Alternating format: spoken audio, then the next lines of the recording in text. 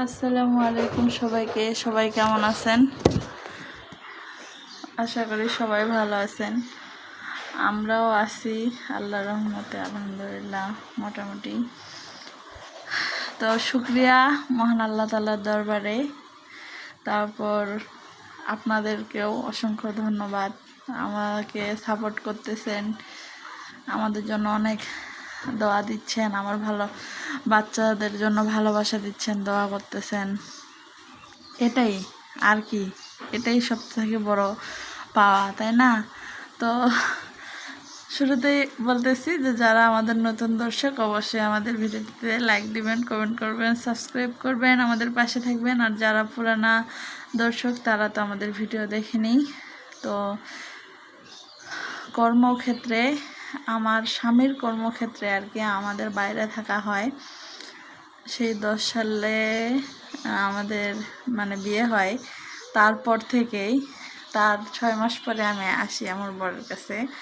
তো তখন থেকে বাইরে বাইরে ঘোরা, আমার স্বামীর বদলির চাকরি বাকরি বদলি হয়ে যায়। তো ওনার সাথে আমাদের থাকা হয়। তো প্রথমে আমার একটি মেয়ে, একটি থেকে 2টি মেয়ে, রাফিয়া, তারপরে রামিসা, তারপরে আল্লাহর রহমতে আমাদের একটা ছেলে সন্তান হয়, হোসেন বাবু। তো হোসেন হওয়ার পর থেকেই আমি ভিডিও শুরু করি, কারণ ও সব আল্লাহ পাকের ইচ্ছা। আল্লাহর তরফ থেকে মানুষ কোনো কিছু পায় না, সেরকম ও হচ্ছে আল্লাহর তরফ থেকে আমার পাওয়া।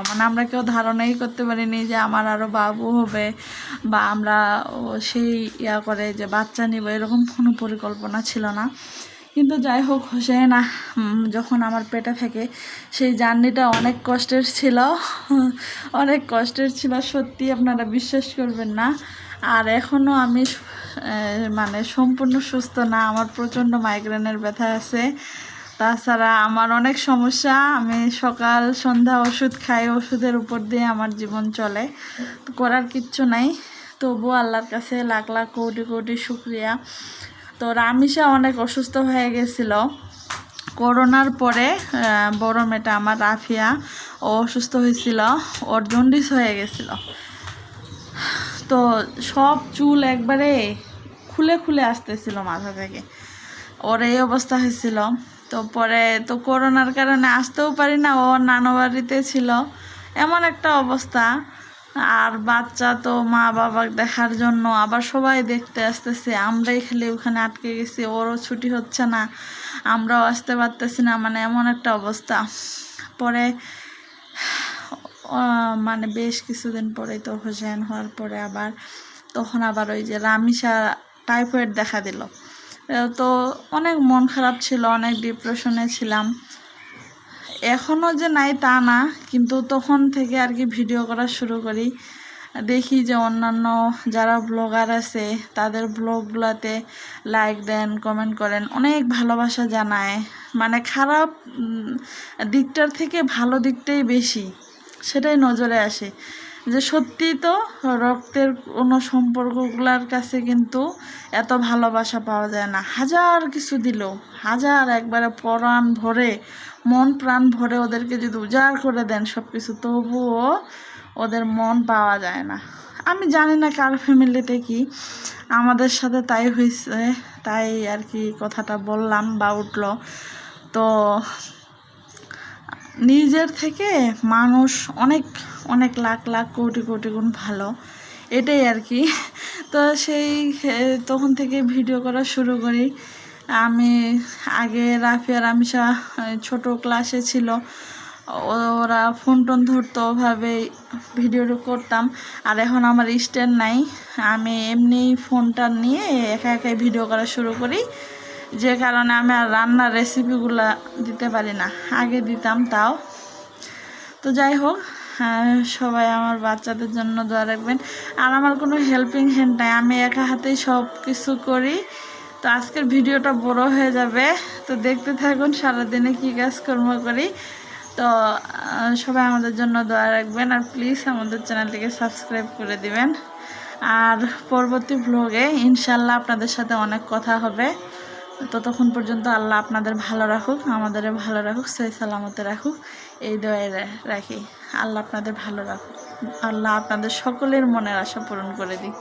আসসালামু আলাইকুম রহমতুল্লাহ বারাকাতুহু। আসসালামু আলাইকুম সবাইকে। সবাই কেমন আছেন? আলহামদুলিল্লাহ, আলহামদুলিল্লাহ। আল্লাহ তাআলার অশেষ রহমতে, অশেষ মেহেরবানিতে আমরা সবাই ভালো আছি। আমি যদিও তেমন একটা বেশি ভালো নাই, আর মনটাও খুব বেশি খারাপ, সেজন্য কয়েকদিন ধরে ভিডিও দিচ্ছি না। বেলকনিতে না কিছু রাখা যায় না, বৃষ্টি আসলেই সব ভিজে যায়, এই জন্য আমাদের অনেক সমস্যা হয়ে গেছে। আর এগুলা সব আজকে আমি পরিষ্কার করছি। এই যে ময়লা টয়লা ছিল,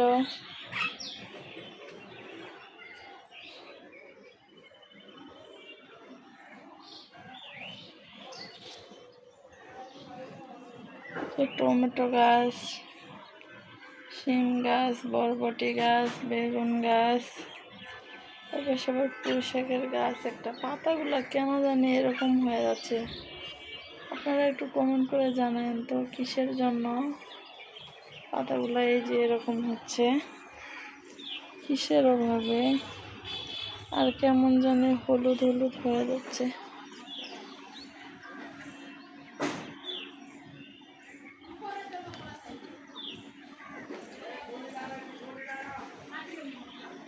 ওই যে রাফে স্কুল থেকে আসতেছে।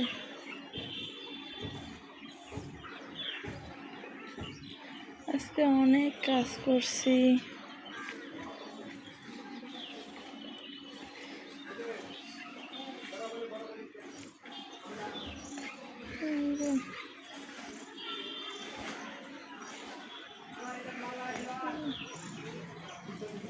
স্কুল থেকে আসতেছে।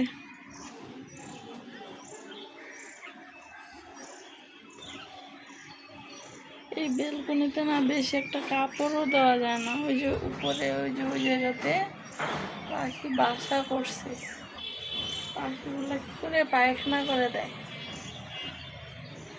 পাখিগুলা পায়খানা করার কারণে আর হচ্ছে মানে এইদিকে এই সাইডগুলোতে এইদিকে একবারে কাপড়ে দেওয়া যায় না। সব সময় মুছে টুছে পরিষ্কার রাখি, আবার নোংরা টোংরা করে দেয়। আর এই যে আমাদের এটা শালিক পাখি, ওরা বকুড়ায় পাইছিল তো আর ছাড়ে দেয়নি, তখন থেকে ওকে মানুষ করছি। কিছুদিন আগে ভাবছিলাম মরে যাবে, এমন ওষুধ টষুধ আবার আনে খাওয়াইলো, এখন দেখি কথা বলতেছে। এই যে এই ঘরের মশারি টশারি সব ধুইছি, পর্দাগুলো শুধু ধুইনি, ওর আব্বু বকা দেয় কিছুদিন আগেই ধুইলা ফের এখন ধুইতে হবে।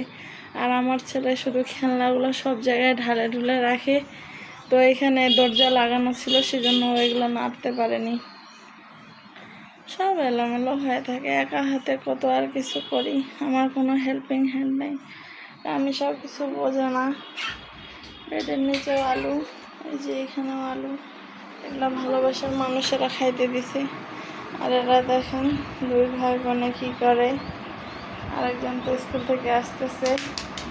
কি করেন হুসেইন, কি করেন? আব্বু কে আসছে? পাপাকে তো চিনি না। আজকে ভালো লাগতেছে না, রাতে শুধু খিচুড়ি রান্না করবো, আজকে তরকারিও রান্না করিনি, একটু ঝুরা মাংস রান্না ছিল কালকে। এই যে জুতো রেখার একটা থেকে সব জুতা খালি বের করে নোংরা করতো, এখন ওই অভ্যাসটা গেছে। এখন খেলনাগুলা যেখানে সেখানে ঢালে ঢুলে রাখে। আর ওই যে ফুলের ইয়াগুলো, ওগুলো আমার বানানো। ওই গামলাটা আর দেওয়া যাবে না, গামলাটাতে তার বের হয়েছে, তার হাত আমারই হাত চলে যাচ্ছিল। এই যে দেখছো এগুলা সব ঠিক করা ছিল, মানে রামিসার হচ্ছে কাজই হচ্ছে এগুলা, টেপটা জোরে ছাড়ে দিয়ে ইয়া করা, আবার এই যে নোংরা করছে সব। ভালো না, রান্নাঘরটার সব এগুলা মুছলাম, পানি ছিল না। ছোট এই যে এখানে একটা সানসেট মাঝখানে একটা সানসেট থাকতো বা এই সানসেটটা পুরো থাকতো, তাহলে আমি জিনিসপত্রগুলো একটু রাখতে পারতাম। এই জন্য আমার খুব মানে কষ্ট হয়ে যায়। চিনি নাই, এই যে আম আছে, আচারে দিতে পারতেছি না। এই ঝুড়া মাংসটা দিয়ে খিচুড়ি রান্না করে দিব ওদেরকে। একভাবে আবার এই যে শাক দিয়ে গেল, লাউ নিয়ে আসছে, ভালো লাগতেছে না, তাই রান্না বান্না। আর এই ঘরের অবস্থা দেখেন, এই ঘরের বেডশিট চেঞ্জ করতে পারি নাই, কারণ হুসেন বাবু ঘুমাইছিল। আর ওই ঘরে তো চেঞ্জ করছি, আর এই ঘরের মশারি কিছুদিন আগেই ধুইলাম। ওই যে সব কাপড় এই যে এই জায়গায় দিয়ে দিছি। বেলকনিতে মেলা কাপড় ধুইছি, এই যে মশারিটা ধুইছি, বাবুর কাপড়গুলো, এই যে ভারী কাপড়টাও ধুইছি। আমার কোনো হেল্পিং হ্যান্ড নাই, আমি একা হাতে সব কাজ করি। তো কালকে দেখা যাক এই ঘরের বেডশিটটা চেঞ্জ করতে পারি। বাবু ওই দিন দুপুরবেলা ঘুমাইছিল, প্রসাব করে দিছে, বলেও নেই।